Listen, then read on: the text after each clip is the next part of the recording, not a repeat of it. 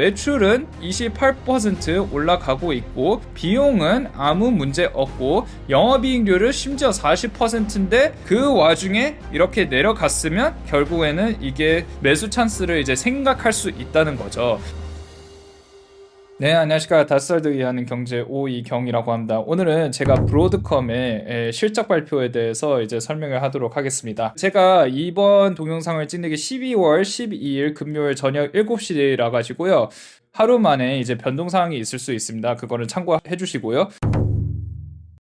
제가 동영상을 하나 올렸었는데요. 그것은 브로드컴에 대한 기본 상식에 대해서 이게 포함이 되어 있으니 그 동영상을 이제 참고를 해주시면 좋겠습니다. 오늘의 동영상 내용은 이제 세 가지로 나누겠습니다. 첫 번째, 실적은 매우 강했다. 두 번째는 근데 주가가 마이너스 4.5% 빠졌다. 오픈 AI 때문인데요. 원래 계약한 줄 알았는데 그게 계약이 아니고 합의를 본 거라고 하더라고요. 그것에 대해서 나중에 또 말씀드릴 거고요. 그리고 세 번째는 제가 항상 그 참고하는 인베스터 채널에서 뭐라고 얘기를 하냐면요. 이 브로드컴 주가는 이제 $700까지 올라갈 것 같고 $380 이하에 조금 이제 매수를 하지 않을까라고 하는데요. 이거는 그냥 참고만 하세요. 저는 개인적으로 연구를 하고 그 다음에 뭐 시간이 있으면 동영상을 또 올리든지 하겠습니다. 이 세 가지에 대해서 제가 말씀을 드리도록 하겠습니다. 실적을 일단은 한번 보겠습니다. 자, 여기서 브로드컴의 매출을 보시죠. 매출은 2025년 11월 매출이니까 여기가 4분기 그리고 여기가 3분기니까 이거를 매출 비교를 하는 건데요. 그래서 결론부터 말씀드리자면 159억에서 180억 달러 올라갔으니까 이게 플러스 28.2%나 이제 매출이 올라갔다고 볼 수 있습니다. 비용을 한번 보시죠. 이제 비용이 여기 보시다시피 연구 비용이라든지 뭐 인건비, 뭐 공과금 이런 게 사실 그렇게 많이 있지 않고요. 오히려 더 줄었어요. 그래가지고 영업이익이 58억 달러에서 75억 달러로 돼 있거든요. 한 영업이익이 한 10조 원 정도 된다 이렇게 볼 수 있거든요. 그래서 제가 미리 계산을 했어요.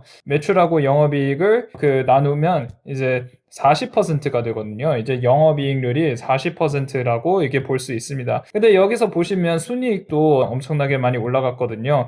이제 왜 그런가 보니까 이제 세금을 예전에는 세금을 많이 냈는데 이제 세금을 이제 덜 냈거든요. 세금 혜택을 받았어요. 그래가지고 순이익이 그래서 저번 분기보다 높아졌는데 뭐 더 중요한 것은 그래도 영업이익이 이제 플러스 됐다라고 이렇게 볼 수 있습니다. 그래서 실적이 정말 좋잖아요. 누가 봐도 좋은데 그런데 주가가 5.28% 이제 빠졌습니다. 네, 그래서 왜 그런지 보도록 하겠습니다. 컨퍼런스 콜에서 브로드컴 CEO 콕텐이 오픈 AI에 대해서 이제 언급을 했습니다. 사람들이 이제 오픈 AI는 엄청난 계산이 필요하잖아요. 계산을 하려면 이제 브로드컴에서 만드는 반도체를 사야 되는데 아무 반도체나 쓰는 게 아니고 오픈 AI에서 계산할 수 있는 그런 커스텀 반도체를 만들 수 있는 회사가 누구냐? 이제 브로드컴이니까 이제 서로 오픈 AI하고 브로드컴이 계약을 이미 했겠지라고 이미 시장에서 그렇게 생각을 했습니다. 하지만 폭텐의 말은 약간 달랐습니다. 사실 이거는 우리가 사인한 계약이 아니다라고 하고 합의다. 합의. 구도로 말을 했지 그거 이상 그 이하도 아니다 라고 얘기를 했습니다. 그런 합의에 무슨 내용이 나왔냐면요. 오픈AI가 앞으로 이제 계산이 얼마나 많이 필요한지 어떤 종류의 반도체가 필요한지 커스텀 반도체가 어려운 말로 그냥 XPU라고 하거든요. 그래서 XPU에 대해서 얘기가 나오면 그냥 커스텀 반도체라고 생각하시면 됩니다. 또 세 번째는 브로드컴이 나 그거 만들 수 있어 라고 이렇게 얘기를 하는 거고요. 그리고 이제 네 번째는 브로드컴이 이게 언제쯤 가능할 건지 추측을 하는 거라고 하거든요. 이렇게 합의를 했다라고 얘기를 했습니다. 사람들이 원래 예상한 거는 뭐 수량 확정 이런 내용은 없었어요. 가격이라든지 그런 내용 전혀 없었습니다. 폭텐이 무슨 얘기를 했냐면요. 계약을 이제 2026년에 기대를 했는데 27년에서 29년까지 이제 나올 수 있다라고 했거든요. 그래서 시장이 생각을 한 거죠. 잠깐만 우리는 이 돈을 2026년에 그 오픈AI에서 돈을 받을 수 있을 것 같은데 그렇게 생각을 했는데 예상을 했는데 조금 더 늦게 들어오는 거 아닌가 아이고 실망했다라고 해서 이제 마이너스 5.5% 이제 하락했다라고 볼 수 있습니다. 근데 여러분 이 뉴스를 딱 보면서 매수 찬스 고려해야 되는 거 아닌가라고 생각을 하셨잖아요.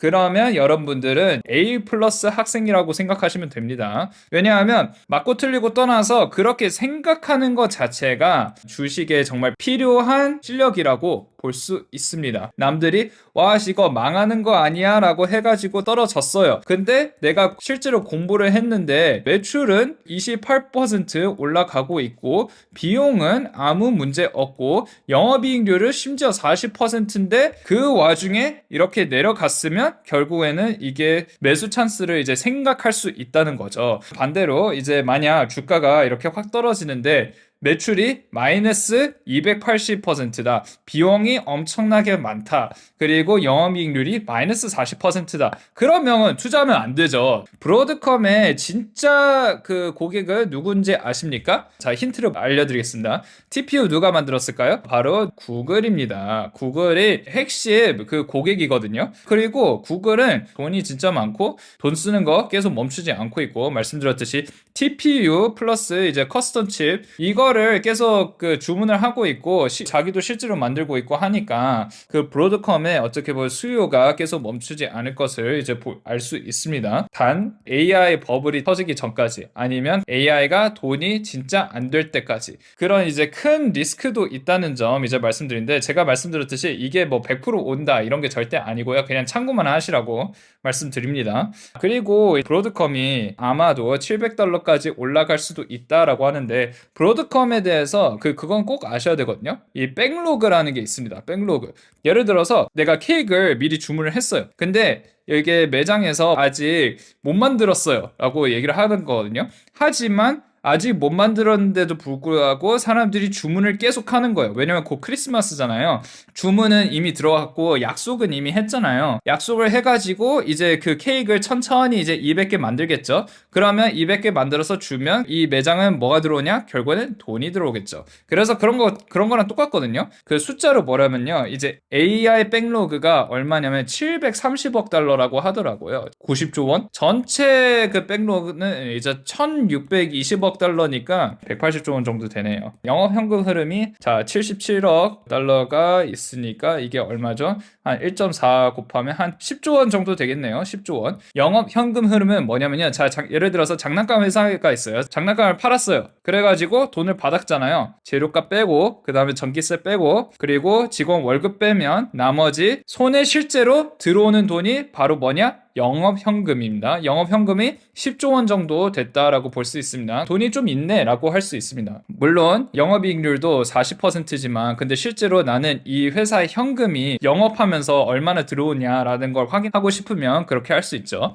그래서 말씀드렸듯이 왜 $700까지 올라갈 거냐? 첫 번째 28.2% 성장하는 회사라고 하고 두 번째 비용이 거의 없고 제가 다 말씀드렸죠. 세 번째 백로그가 엄청 많고 매출에서 이익에서 현금으로 바로 이렇게 오기 때문에 이제 백로그가 참 어마어마하다고 볼 수 있고 그리고 구글이라는 핵심 고객이 있습니다. 그래서 $700까지 올라간다고 하는데 말씀드렸듯이 이거는 제가 얘기한 내용이 아니고 제가 믿는 그 유튜버가 말하는 이제 내용이거든요. 어찌됐든 여기서 $380 이하면 조금 들어간다고 얘기를 했어요. 제가 얘기한 게 아니고 말씀드렸듯이 제가 참고하는 인베스터 채널에서 그렇게 얘기를 했거든요. 근데 그게 어느 정도 일리가 됩니다. 그게 왜 그러냐면 여기 저항선 보이시죠? 다시 이렇게 저항선까지 내려가니까 $380쯤에 사는 게 이게 좋지 않을까라고 얘기하는 사람들이 있습니다.